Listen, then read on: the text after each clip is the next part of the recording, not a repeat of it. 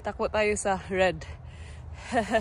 Maganda yung trail dito sa Arcadia.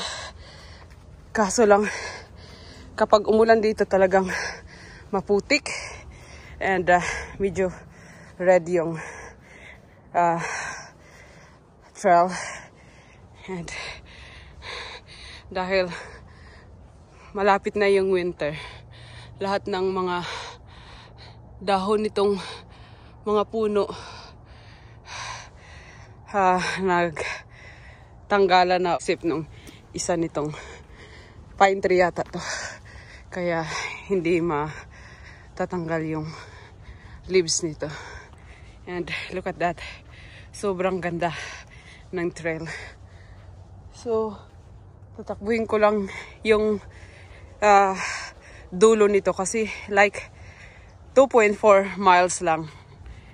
So, around 6 kilometer back and forth, I think. And then, tatakbo ako dun sa kabilang trail naman.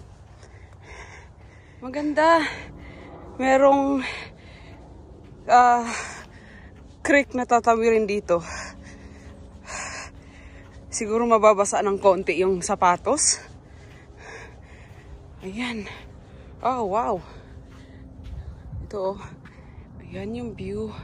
Tapos, dito naman, look at that. Oh my goodness. Napakaganda.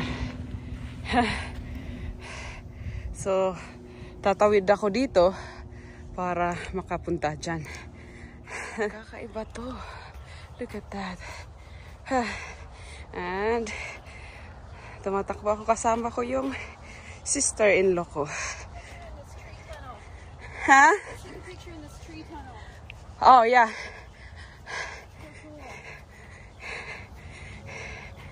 Beautiful. Sister, what is this? This one is from the tree? Those are, they are called horse apples. Okay. They're not edible. Oh, I see. But it's a big seed. Oh. Smells like them. Wow, look at this. It's so cool. Sobrang ganda. Oh, wow.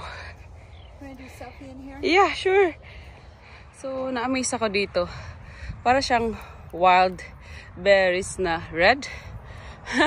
Ang dami. Ayan, no. Makakain kaya to, baka poisonous. Ang ganda. Oh.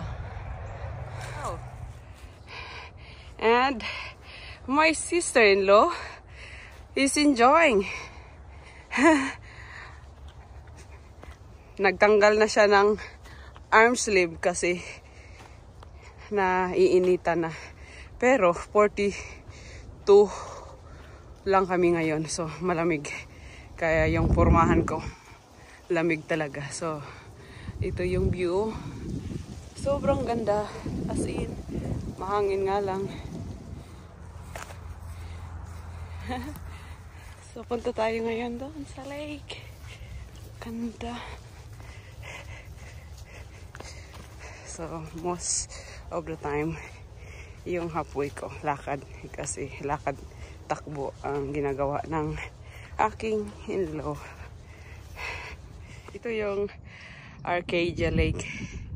Masarap siguro takbuhin to ng buo. Yung paligid. And ang daming duck tsaka crane. Sobra. Strong.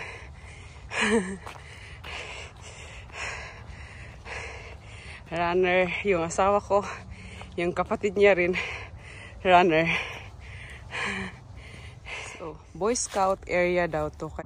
Sobrang ganda ng wild berries na to.